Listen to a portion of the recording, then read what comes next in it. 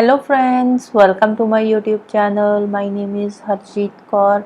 हम डिस्कस कर रहे थे एंशियंट हिस्ट्री और एंशियंट हिस्ट्री में आज हम डिस्कस करेंगे संगम एज के बारे में।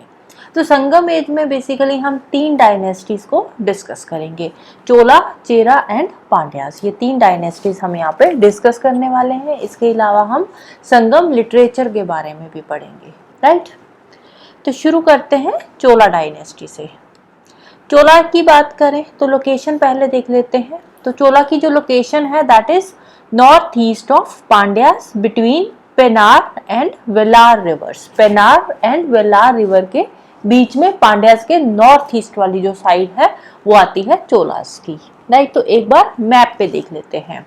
तो साउथ इंडिया की है ये तीनों ही डायनेस्टीज, चोला, चेरा एंड पांड्यास। तो ये रहा चोला, और चोला के नीचे आ जाते हैं ये पांड्यास। पांड्यास के नॉर्थ में चोला है, और उसके बाद ये रहा चेरा वाला area, right. Chola, Chera and Pandya. Chola का एम्ब्लेम क्या है? टाइगर। चोला का एम्ब्लेम है टाइगर। चेरा का क्या है ये एम्ब्लेम? चेरा का एम्ब्लेम है बो। और पांड्यास का एम्ब्लेम क्या है? फिश। पांड्यास का एम्ब्लेम क्या है? फिश। फिश में भी ये कौन सी फिश है? ये है कार्प फिश, राइट। तो ये है तीनों डायनेस्टीज और उनके एम्ब्लेम। तो अब हम थोड़ी सी थ्योरी पढ़ लेते हैं। कैपिटल की बात करें तो चोला की कैपिटल है उरायूर। उरायूर एंड पुहार। और जो उरायूर वाला एरिया है ये कॉटन ट्रेड के लिए फेमस है। उरायूर वाला जो एरिया है चोला का वो फेमस है कॉटन ट्रेड के लिए, और उरायूर इसकी कैपिटल भी है। और इसके साथ दूसरी कैपिटल कौन सी थी? पुहार। एम्ब्लेम टाइगर देख चुके हैं। फेमस पोर्ट है पुहार। फेमस पोर्ट पुहार, कैपिटल भी पुहार है और फेमस पोर्ट भी पुहार ही है। रूलर्स की बात करें तो यहाँ पे दो रूलर्स आ रहे हैं, एक है इलारा और दूसरा है कारिकल। इलारा एंड कारिकल, ये दो रूलर्स आते हैं चोला के। जो इलारा है, Elara was the earliest known Chola king. जो इलारा था इसने श्रीलंका को कॉन्कर किया और उसके बाद 50 साल तक श्रीलंका पे रूल किया। अब आते हैं दूसरे रूलर पे, कारिकल। कारिकल ने फाउंड करी थी इसकी कैपिटल सिटी पुहार। जो कैपिटल सिटी है पुहार, ये किसने फाउंड करी थी? कारिकल ने फाउंड करी थी। और पुहार को और किस नाम से जानते हैं? पुहार का दूसरा नाम है कावेरी पट्टनम। दूसरा नाम क्या है? कावेरी पट्टनम। और जो कारिकल थे, कारिकल ने कावेरी रिवर पे एम्बैंकमेंट्स भी बनवाई थी। जो कावेरी रिवर है वहां पे एम्बैंकमेंट्स कौन से किंग ने बनवाई थी? तो वो थे कारिकल, राइट। एम्बैंकमेंट्स क्या होता है? एम्बैंकमेंट्स होता है जैसे कोई रिवर यहाँ पे फ्लो कर रही है तो इसके आसपास बड़ी बड़ी दीवारें बना देना फ्लडिंग को रोकने के लिए, तो उसको बोलते हैं एम्बैंकमेंट्स, राइट। अदर फीचर्स की बात करें तो एफिशिएंट नेवी थी। जो चोला इंपायर था इनके पास एफिशिएंट नेवी थी। इकोनॉमी की बात करें तो इकोनॉमी के लिए ये कॉटन क्लॉथ का ट्रेड करते थे। पूरी की पूरी इकोनॉमी जो थी वो कॉटन क्लॉथ के ट्रेड पे बेस्ड थी, राइट। और चोला किंगडम खत्म कैसे हुआ? By the attack of Pallavas from the north. North से पल्लवास आए, उन्होंने अटैक किया और जो चोला डायनेस्टी थी उसको खत्म कर दिया पल्लवास ने, राइट। नेक्स्ट बात करते हैं चेरा की। चेरा लोकेशन कौन सी है? केरला और तमिलनाडु का कुछ पार्ट जो आता है वो चेरा डायनेस्टी के अंदर आता है। और इनकी कैपिटल थी वंजी। कैपिटल क्या है? वंजी, जिसको करूर भी बोलते हैं। एम्ब्लेम वो है, देख चुके हैं हम। फेमस पोर्ट इसके दो है, एक है मिजरिस्तोडी और दूसरा है बंदार। दो फेमस पोर्ट है, मुजरिस्तोडी एंड बंदार, राइट। फेमस रूलर में भी यहाँ पे दो फेमस रूलर है, एक है उदयांगर, दूसरा है रेड चेरा। जो रेड चेरा है उसको सेनगुतवन भी बोलते हैं। सेनगुतवन और रेड चेरा, राइट। तो दो फेमस रूलर है इसके। तो सबसे पहले उदयांगर के बारे में देख लेते हैं। जो उदयांगर थे ये one of the earliest known Chera ruler थे। तो उदयांगर इनको क्यों बोला जाता था? क्योंकि जो महाभारत का युद्ध हुआ था उसमें इन्होंने पार्टिसिपेट किया था। तो महाभारत के युद्ध के टाइम पे जो कुरुक्षेत्र वॉर हुई थी, महाभारत में जो कुरुक्षेत्र वॉर हुई थी, तो वहां पे इन्होंने सर्व किया था दोनों आर्मीज को ही, राइट। तो इसीलिए इनको टाइटल दिया गया उदयांगर का, राइट। नेक्स्ट आते हैं सेनगुतवन। सेनगुतवन को रेड चेरा भी बोलते हैं and he was the greatest Chera king.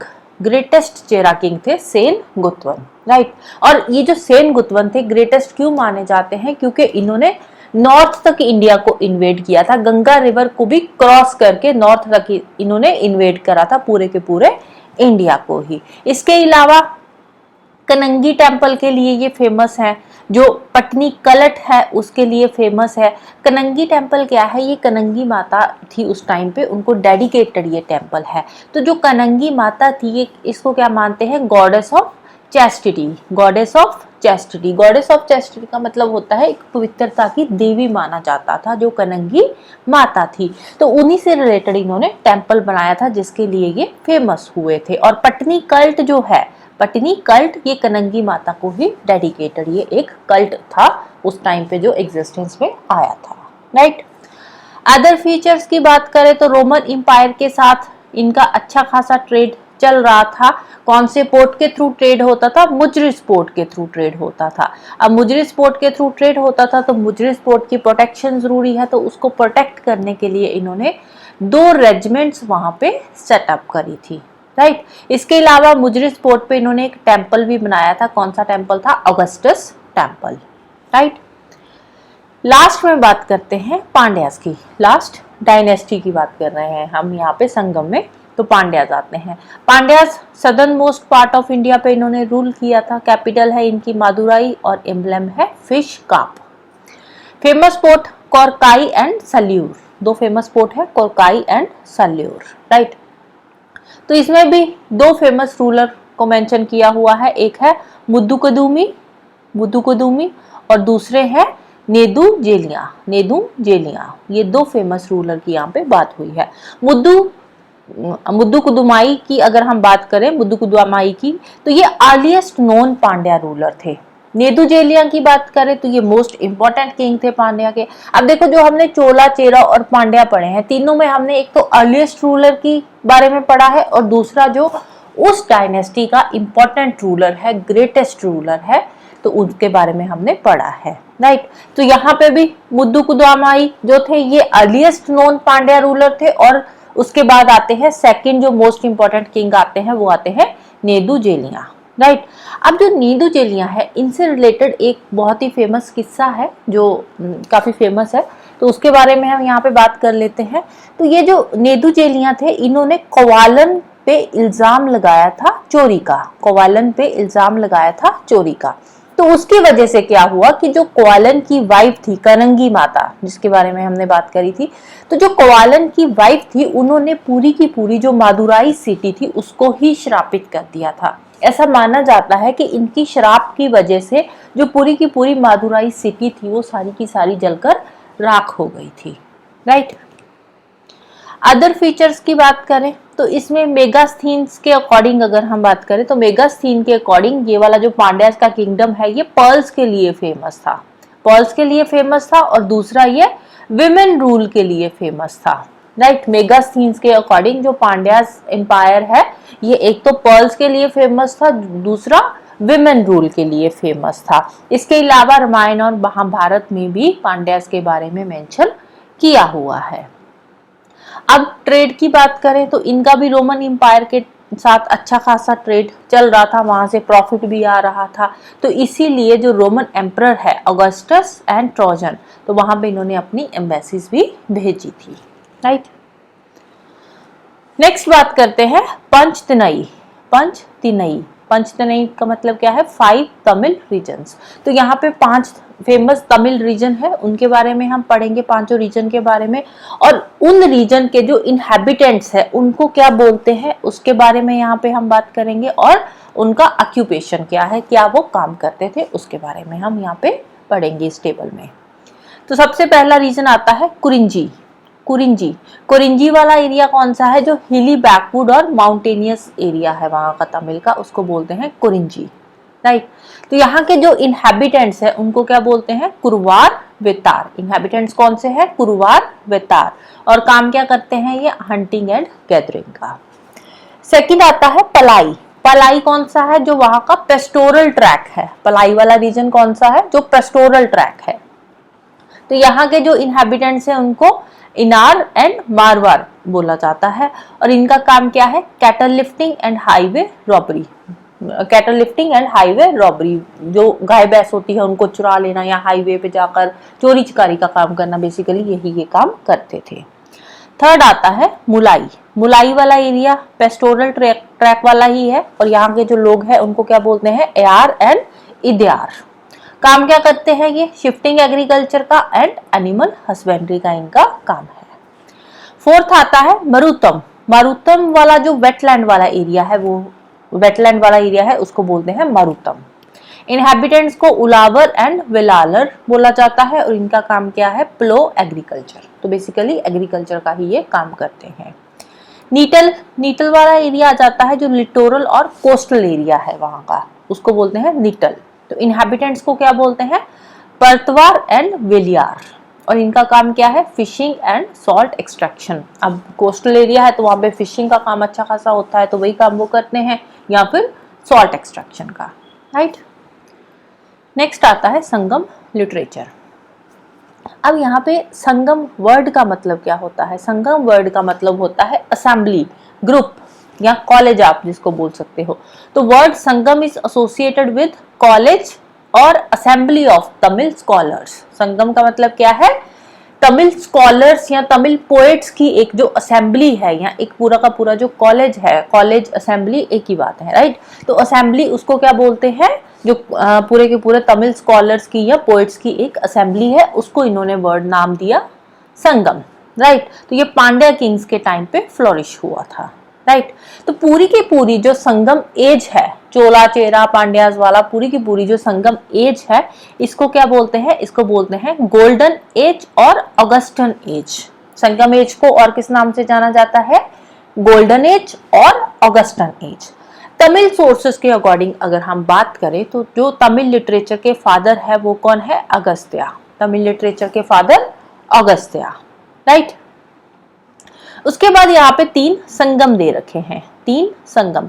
अब तीनों संगम का वेन्यू कहाँ पे है, कहाँ पे ये असेंबली हुई थी तमिल स्कॉलर्स की या पोएट्स की, तो उसके बारे में हम पढ़ेंगे। और उस टाइम पे चेयरमैन कौन थे और उस टाइम के सर्वाइविंग टेक्स्ट अगर कोई है तो उसके बारे में हम पढ़ेंगे। जो फर्स्ट संगम था ये हुआ था मादुराई में, चेयरमैन थे अगस्त्या। वेन्यू और चेयरमैन जो है ज्यादा इंपॉर्टेंट है, अगर चाहो तो ये सर्वाइविंग टेक्स्ट आप छोड़ भी सकते हो, कर भी सकते हो, इतना मुश्किल नहीं है। सेकंड संगम जो था इसका वेन्यू क्या था? कप्तपुरम अलवाई। कप्तपुरम अलवाई सेकंड संगम का वेन्यू था और इसके चेयरमैन कौन थे?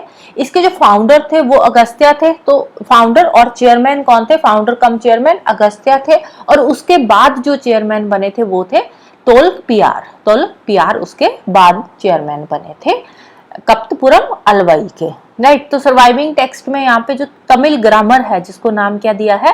तोलक पियान। तोलक पियान ग्रामर तमिल ग्रामर का नाम है, तो वो उस टाइम का सर्वाइविंग टेक्स्ट अभी भी है। थर्ड संगम का वेन्यू है नॉर्थ मदुराई। थर्ड संगम का वेन्यू क्या है? नॉर्थ मदुराई और इसके चेयरमैन कौन थे? नकीरार। चेयरमैन है नकीरार। और सर्वाइविंग टेक्स्ट इतुतुगई, पेटिनेंकी, लाकानाकू और पातू पातू, ये 2 सर्वाइविंग टेक्स्ट है, राइट। नेक्स्ट आते हैं इंपॉर्टेंट संगम वर्क्स। इंपॉर्टेंट संगम वर्क्स में सबसे पहले आता है तोलक पियाम। तोलक पियाम, तोलक पियाम क्या है? ये एक तमिल ग्रामर है, किसकी है? तोलक पियार की ये ग्रामर है। सेकंड आती है तिरुकुराल, जिसको कुराल भी बोल देते हैं, तिरुकुराल भी बोल देते हैं, राइट। तो ये किसकी है? ये है तिरुवेलुवर की, तिरुवेलुवर की है तिरुकुराल। और इसको ये जो तिरुकुराल है इसको 5th वेदा भी बोला जाता है और बाइबल ऑफ तमिललैंड भी बोलते हैं। 5th वेदा के नाम से भी जाना जाता है और बाइबल ऑफ तमिल लैंड के नाम से भी जाना जाता है। और इसमें धर्म, अर्थ, काम, मोक्ष, इन सब चीजों के बारे में एक्सप्लेन किया हुआ है, राइट। थर्ड आता है अगत्यम। अगत्यम जो है ये किसका है? ये सेंट अगत्यार की है। अगत्यम किसका है? सेंट अगत्यार की है और ये भी ग्रामर से रिलेटेड ही इसमें इंफॉर्मेशन दे रखी है, राइट। नेक्स्ट हम बात करते हैं एपिक्स की। यहाँ के जो फेमस एपिक्स है वो कौन से हैं? 4 फेमस एपिक्स है। कौन कौन से? सिलापट्टिकरम, फर्स्ट है सिलापट्टिकरम। जो सिलापट्टिकरम है ये किसका है? ये है इलांगो अदिगल का। ये किसका है? इलांगो अदिगल का फेमस एपिक है सिलापडिकरम। सिलापडिकरम का मतलब क्या होता है? ज्यूल्ड एंकलेट, जो पायल होती है ज्यूल्ड एंकलेट इसका मतलब होता है। और इसमें एक लव स्टोरी डिपिक्ट करी हुई है। लव स्टोरी किसकी है? कोवालन एंड माधवी की लव स्टोरी है। सिलापडिकरम में कोवालन एंड माधवी की लव स्टोरी के साथ ये डील करता है, ये जो फेमस एपिक है। तो इसको और किस नाम से जाना जाता है? Iliad of Tamil poetry. Iliad of Tamil poetry भी इसको बोलते हैं, राइट। सेकेंड है मणिमेकलाई। मणिमेकलाई, मणिमेकलाई जो है ये इसी का सीक्वल है। मणिमेकलाई जो है ये सिलापडिकरम का ही एक सीक्वल है। और ये किसने लिखा है? सीतलाई सतनार ने। सीतलाई सतनार ने ये लिखा है। मणिमेकलाई किसका सीक्वल है? सिलापडिकरम का ये सीक्वल है, सीक्वल टू सिलापडिकरम। थर्ड है शिवागा चिंतमणि। शिवागा चिंतमणि, शिवागा सिंधमणि भी इसको बोलते हैं। ये थर्ड एपिक है। किसका है ये? ये है तिरुतक्कादेवा का। तिरुतक्कादेवा का ये फेमस एपिक है।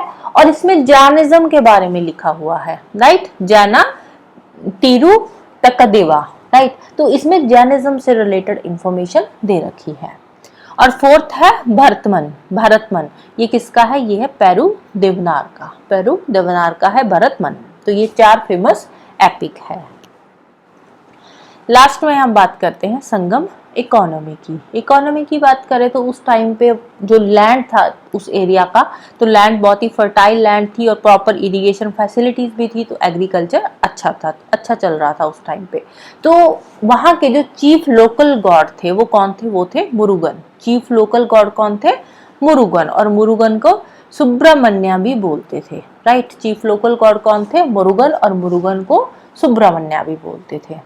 और लास्ट में कुछ रेवेन्यू टर्म्स दे रखी है, तो एक बार आप देख सकते हो। कराई, कराई क्या था? उस टाइम का जो लैंड टैक्स था उसको बोलते थे कराई। इराई, इराई था tribute paid by feudatories and booty collected in the war. Feudatories जो थे वो अपना जो भी हिस्सा देते थे राजा को। फ्यूडेटरीज होते हैं जो एग्रीकल्चर का काम कर रहे हैं, तो उससे जो भी प्रोड्यूस निकल रहा है तो उसका कुछ हिस्सा वो राजा को देते थे, तो उसको बोलते थे इराई। वो जो ट्रिब्यूट राजा को दिया जाता था, या फिर वॉर पे जा रहे हैं वहां से जो भी कलेक्ट करके लाए हैं सामान, तो वो जो राजा को दिया जाता था उसको बोलते थे इराई। इरावू, इरावू एक्स्ट्रा डिमांड और फोर्स्ड गिफ्ट। जो एक्स्ट्रा डिमांड राजा की होती थी लोगों से, या फोर्सफुली जो गिफ्ट लिए जाते थे, उसको नाम दिया जाता था इरावू।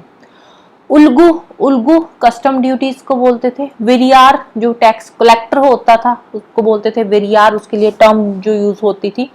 वेरियाम, वेरियाम क्या है? ये टेरिटरी यील्डिंग टैक्स था। वेरियाम कौन सा टैक्स था? Territory yielding tax, right. So that's all for today. Hope you like this video. Thank you. Bye bye and have a nice day.